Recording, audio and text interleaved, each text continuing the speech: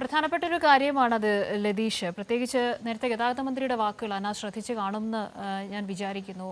ഒന്ന്, ഈ speed governor സംവിധാനം അത് കാര്യമായി ലോറികളിൽ ഉപയോഗിക്കാത്തതിൻ്റെ പ്രശ്നം. ഇത് ഊരിയിട്ടുകൊണ്ട് വാഹനം ഓടിക്കുന്നത് വളരെ പ്രധാനപ്പെട്ട ഒരു പ്രശ്നമാണ്. ഈ ദേശീയപാത അടക്കമുള്ള ഏതൊരു സമയത്തായാലും ഡ്രൈവിംഗ്, പ്രത്യേകിച്ച് പകൽ. മറ്റൊരു കാര്യം പറഞ്ഞിട്ടുള്ളത് ഓവർ സ്പീഡ് തന്നെയാണ്. പിന്നെ ഇത്രത്തോളം ഭാരം കയറ്റിക്കൊണ്ടുവരുന്ന ലോറികളാണ്. അപ്പോൾ എന്താണ് യഥാർത്ഥത്തിൽ ഈ അപകടത്തിന്റെ കാരണം എന്നതിലേക്ക് ഇനിയായിരിക്കും കൂടുതൽ കടക്കേണ്ടത്. നിയമലംഘനങ്ങൾ ഏതൊക്കെ വിധം നടന്നിട്ടുണ്ട് എന്നുള്ളത് കൃത്യമായി അറിയേണ്ടതാണ്. നാളെ ഉന്നതതല യോഗം വിളിച്ചിട്ടുണ്ട്. അതിനുശേഷം കൃത്യമായ ഒരു അന്വേഷണത്തിലേക്ക് ഉന്നത പോലീസ് ഉദ്യോഗസ്ഥർ സംഭവസ്ഥലം സന്ദർശിച്ചിട്ടുണ്ടായിരുന്നു. പ്രാഥമികമായി അവരുടെ ആ ഒരു സന്ദർശന സമയത്ത് അവർ പറഞ്ഞത് ഈ ഒരു ഘട്ടത്തിൽ ഞങ്ങൾക്ക് പറയാൻ കഴിയില്ല. പക്ഷെ ഇപ്പോൾ നമ്മൾ സൂചിപ്പിച്ച പ്രശ്നങ്ങളൊക്കെയും മന്ത്രി അടക്കമുള്ളവർ നേരത്തെ ഉയർത്തി കാണിച്ചതാണ്. അങ്ങനെയുള്ള കാര്യങ്ങളിലേക്ക് ഒരു വിലയിരുത്തലിലേക്ക് പ്രാഥമികമായെങ്കിലും പോലീസ് ഉദ്യോഗസ്ഥരടക്കം കടന്നിട്ടുണ്ടോ?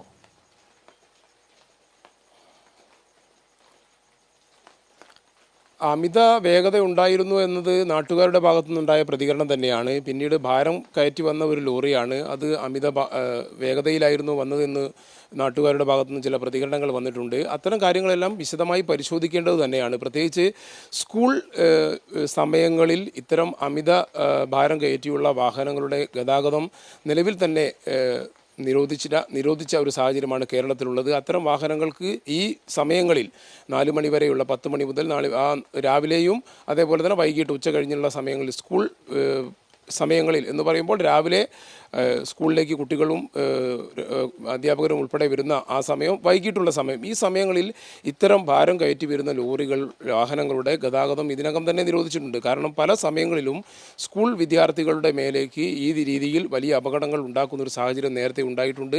ആ സാഹചര്യത്തിലാണ് അത്തരം കാര്യങ്ങൾ ഉണ്ടായത്. അതുകൊണ്ട് തന്നെ അത്തരം നിയമലംഘനങ്ങൾ ഉൾപ്പെടെ ഈ ലോറിയുമായി ബന്ധപ്പെട്ട് ഇന്ന് ഉണ്ടായിട്ടുണ്ടോ എന്നതടക്കമുള്ള കാര്യങ്ങൾ ഇനി പരിശോധിക്കേണ്ടത് തന്നെയാണ്. അത് ഉൾപ്പെടെയുള്ള കാര്യങ്ങൾ പരിശോധിക്കാൻ വിവിധ തലത്തിലുള്ള വകുപ്പുകൾ അതുമായി ബന്ധപ്പെട്ടുള്ള പരിശോധനകൾ ആരംഭിച്ചു എന്ന് തന്നെയാണ് നമുക്ക് മനസ്സിലാക്കാൻ വേണ്ടി കഴിയുന്നത്. ഉന്നത പോലീസ് ഉദ്യോഗസ്ഥരും മോട്ടോർ വാഹന വകുപ്പിൻ്റെ ഉന്നത ഉദ്യോഗസ്ഥരും ഇതിനകം തന്നെ ഈ സ്ഥലം, അപകടം നടന്ന സ്ഥലം സന്ദർശിച്ചിട്ടുണ്ട്.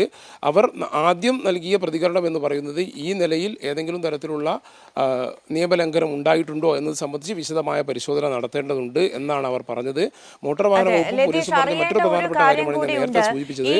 അമിതഭാരം ലോറി ഇടിച്ചു മറിയുകയായിരുന്നു. അതൊരു വാഹനത്തിൽ ഇടിച്ചാണ് മറിഞ്ഞത്. അത് വലിയ ഭാരത്തോടു കൂടി വന്ന സിമന്റ് ലോറി കുട്ടികളിലേക്ക് മറിഞ്ഞു എന്നതാണ്. അപ്പൊ സ്വാഭാവികമായും അതിന്റെ CCTV ദൃശ്യങ്ങൾ അടുത്തുണ്ടെങ്കിൽ അത് പരിശോധിക്കേണ്ടതുണ്ട്. സാക്ഷിമൊഴി, ദൃക്സാക്ഷിമൊഴി നിർണായകമാണ്. അതിന്റെ ശ്രമങ്ങൾ ഒക്കെ ഉണ്ടോ? ഈ ഇടിച്ച വാഹനത്തെക്കുറിച്ചുള്ള വിവരങ്ങൾ, ഒരു പ്രാഥമിക വിവരങ്ങളൊക്കെ പോലീസിന് എത്തി തുടങ്ങിയിട്ടുണ്ടോ?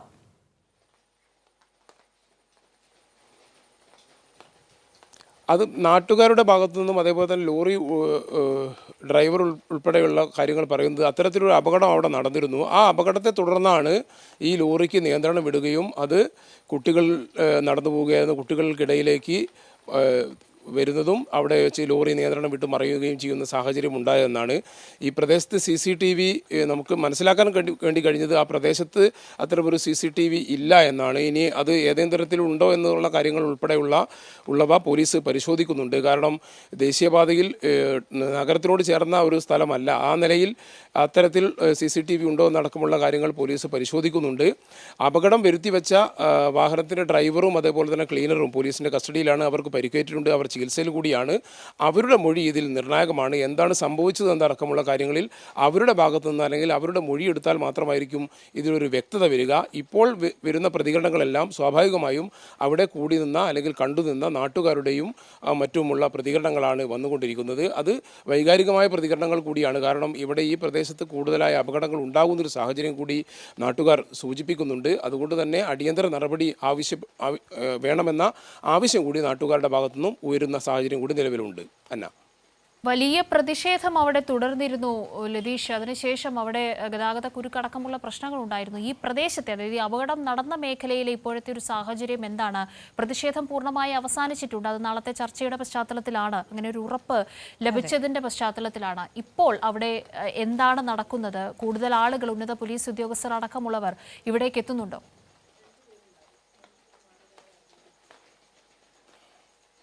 പോലീസിൻ്റെയും മോട്ടോർ വാഹന വകുപ്പിൻ്റെയും പ്രാഥമിക പരിശോധന ഇതിനകം തന്നെ പൂർത്തീകരിച്ചിട്ടുണ്ട്. റോഡിലൂടെയുള്ള കോഴിക്കോട് പാലക്കാട് റോഡിലൂടെയുള്ള വാഹന ഗതാഗതവും പുനഃസ്ഥാപിക്കാൻ ഇതിനകം തന്നെ കഴിഞ്ഞിട്ടുണ്ട്. ആളുകൾ പിരിഞ്ഞു പോയിട്ടുണ്ട്. നേരത്തെ കാവ്യ സൂചിപ്പിച്ച പോലെ തന്നെ നാളത്തെ ചർച്ചയിൽ നാട്ടുകാർക്ക് വലിയ പ്രതീക്ഷയുണ്ട്. ഇത്തരം വിഷയങ്ങൾ, ആളുകൾ ഉന്നയിച്ച വിഷയങ്ങൾ ഉൾപ്പെടെ നാളെ ചർച്ച ചെയ്യപ്പെടും എന്നുള്ള കാര്യത്തിൽ യാതൊരു തർക്കവുമില്ല. ആ നിലയിലുള്ള ഉറപ്പ് പോലീസ് അധികാരികളുടെ ഭാഗത്തുനിന്നും ജില്ലാ കളക്ടറുടെ, ജില്ലാ ഭരണകൂടത്തിൻ്റെ ഭാഗത്തുനിന്നും എല്ലാം ഉണ്ടായിട്ടുണ്ട്. അത്തരം ഒരു ഉറപ്പിനെ തുടർന്ന് തന്നെയാണ് ജനങ്ങളുടെ പ്രതിഷേധം അവസാനിച്ചത്. എന്നാൽ ഈ സ്ഥലത്ത് അടിക്കടി ഉണ്ടാകുന്ന അപകടത്തെക്കുറിച്ചുള്ള ജനങ്ങളുടെ പ്രതിഷേധം വളരെ ശക്തമായി ഈ അപകടം നടന്ന സമയത്ത് തന്നെ അവിടെ ഉയരുകയും ചെയ്തിരുന്നു.